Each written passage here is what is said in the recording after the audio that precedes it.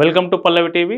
దేశం మొత్తంలో ఇవాళ ఒక హాట్ టాపిక్ గా మారింది. అదేంటంటే మన దేశంలోనే ఉంటూ మన దేశ స్వేచ్ఛా వాయువును పీలుస్తూ పాకిస్తాన్ కోసం పనిచేస్తున్నటువంటి కొంతమందిని పోలీసులు ఇవాళ అరెస్ట్ చేశారు. హర్యానాలోని జ్యోతి మల్హోత్రా అనే ఒక యూట్యూబర్ తో పాటు మరో 6గురిని పోలీసులు అరెస్ట్ చేశారు. వీళ్ళంతా స్లీపర్ సెల్స్ గా పనిచేస్తూ పాకిస్తాన్ కోసం గూఢచర్యం చేస్తున్నటువంటి ఆరోపణలపై అరెస్ట్ అయ్యారు. వీళ్ళలో జ్యోతి మల్హోత్రా అనే ఒక యూట్యూబర్ ఉంది. ఆ యూట్యూబర్ గురించి వివరాలు ఏంటో ఒకసారి చూద్దాం. ఈమెనే జ్యోతి మల్హోత్రా అనే యూట్యూబర్. ఈమె హర్యానాలో పుట్టింది, పంజాబ్లో పెరిగింది.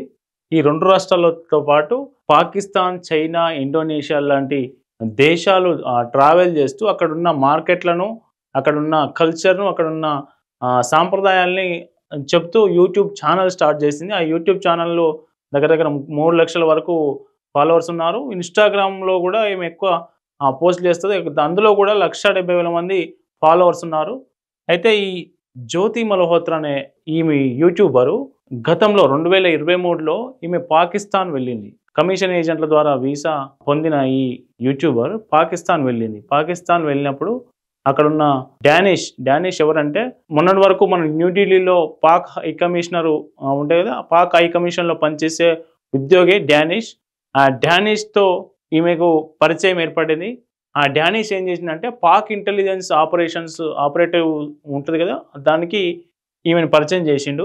పాకిస్తాన్ ISI ఇంటెలిజెన్స్ ఉంటుంది కదా, ఆ ఇంటెలిజెన్స్ వ్యవస్థకు ఈమెకు పరిచయం ఏర్పాటు చేశారు. ఈమె మొన్న జరిగినటువంటి ఆపరేషన్ సింధూర్ సంబంధించి కీలక వివరాలు, దాంతోపాటు మన సైనిక స్థావరాలు, మన సైనికుల మూవ్మెంటు, ఇట్లాంటి కీలక సమాచారాలన్నీ వాట్సాప్, టెలిగ్రామ్ అండ్ స్నాప్చాట్ లాంటి encrypted end to end encrypted అనే వ్యవస్థల ద్వారా, యాప్ల ద్వారా కీలక సమాచారం మొత్తం అక్కడికి చేరవేసినట్లు పోలీసులు గుర్తించారు.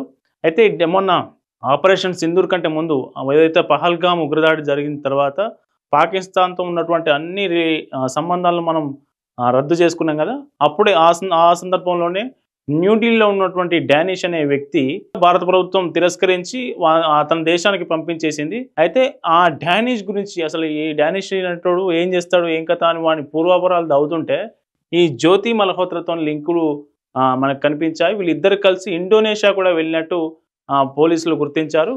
అయితే ఈమె ఎట్లాంటి కీలక సమాచారం పాక్ ISIకి చేరవేసింది, ఈమె పంపిన సమాచారంలో ఏమేమి ఉన్నాయి, ఇట్లాంటి అన్ని అంశాలను అధికారులు ఇప్పుడు ప్రస్తుతం దర్యాప్తు చేస్తూ ఉన్నారు. ఈమెపై 2 కేసులు నమోదయ్యాయి.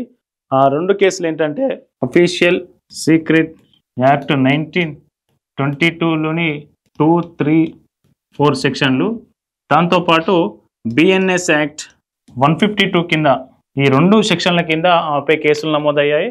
అయితే ఈ జ్యోతి మల్హోత్రా ఎవరైతే ఉన్నారో, ఈ జ్యోతి మల్హోత్రాతో పాటు పంజాబ్, హర్యానాకు చెందిన ఇంకొక 6గురిని పోలీసులు అరెస్ట్ చేశారు. ప్రస్తుతానికి ఎకనామికల్ అఫెన్స్ వింగ్ ఉంటుంది కదా, ఆ అఫెన్స్ వింగ్ పోలీసులు ఈమె పంపించినటువంటి డేటా ఏదైతే ఉందో దాన్ని వెరిఫై చేస్తూ ఉన్నారు. ఈమె ఏమేమి పంపింది, వాళ్ళకు ఎట్లాంటి సమాచారం పంపింది అనేది చూస్తూ ఉన్నారు. ఇది ఆమె ఫోటోలు. గతంలో వందే భారత్ స్టార్ట్ అయిన సందర్భంలో ఈ వందే భారత్లో ప్రయాణం చేస్తూ ఒక తెలుగు బ్లాగర్తో కలిసి ఈమె మాట్లాడిన మా వీడియో ఇది. పబ్లిక్ ప్రాపర్టీని డ్యామేజ్ చేయదు, ఇట్లాంటి చేయొద్దని చెప్తున్న వీడియో ఇది. దీంతో పాటు పాకిస్తాన్లో सत्यमेव जयते और हमारे इंडिया का गेट और इंडिया का फ्लैग नजर आएगा और यहाँ पे है ये 0 लाइन। इस तरफ हम अभी इंडिया में है, जैसे ही ये लाइन क्रॉस करते हैं 0 लाइन तो आ जाते हैं पाकिस्तान में। Welcome to Pakistan. इस साइड पाकिस्तान का गेट और फ्लैग और इधर पाकिस्तानी आर्मी, उधर है हमारी इंडियन आर्मी। सल्यूट। चले, welcome to Pakistan. Wagah border సరిహద్దులు దాటేటప్పుడు పాస్పోర్ట్ ద్వారా ఆమె చేసినటువంటి వీడియో. అయితే పాకిస్తాన్ మీద అంత ప్రేమ ఎందుకు, పాకిస్తాన్కి ఎందుకు పోతున్నావు, పాకిస్తాన్లో వీడియోలు ఎందుకు షూట్ చేస్తూ ఉన్నామని నెటిజన్లు ఇప్పుడు ప్రస్తుతం జ్యోతి మల్హోత్రా ఏదైతే వీడియోలు ఉన్నాయో వాటికి కామెంట్ చేస్తూ ఉన్నారు, ఆమెను తిడుతూ ఉన్నారు. ఇట్లాంటి మేకవన్య పులులు, అంటే మేకతోలు కప్పుకున్నటువంటి పులి ఎవరైతే ఉన్నారో స్పై చేస్తున్నారు, పాకిస్తాన్ కోసం పనిచేస్తున్నటువంటి ఈ దేశంలో ఉంటూ ఈ దేశ పౌరులుగా తిరుగుతూ ఈ దేశానికి సంబంధించి అన్ని సకల సౌకర్యాలు అనుభవిస్తూ పాకిస్తాన్ కోసం పనిచేస్తున్నటువంటి ఇట్లాంటి ఎవరైతే స్పైలు ఉంటారో వాళ్ళను వేరువేసే ప్రక్రియ మొదలైంది. ఆ ప్రక్రియ ఇంకా కొనసాగుతూ ఉన్నది. మరి ఇంకెవరెవరు ఎంతమంది దొరుకుతారు, ఎట్లాంటి స్లీపర్ సెల్స్ నెట్వర్క్ వ్యవస్థ ఎట్లా బయటపడుతుంది అనేది వేచి చూడాలి.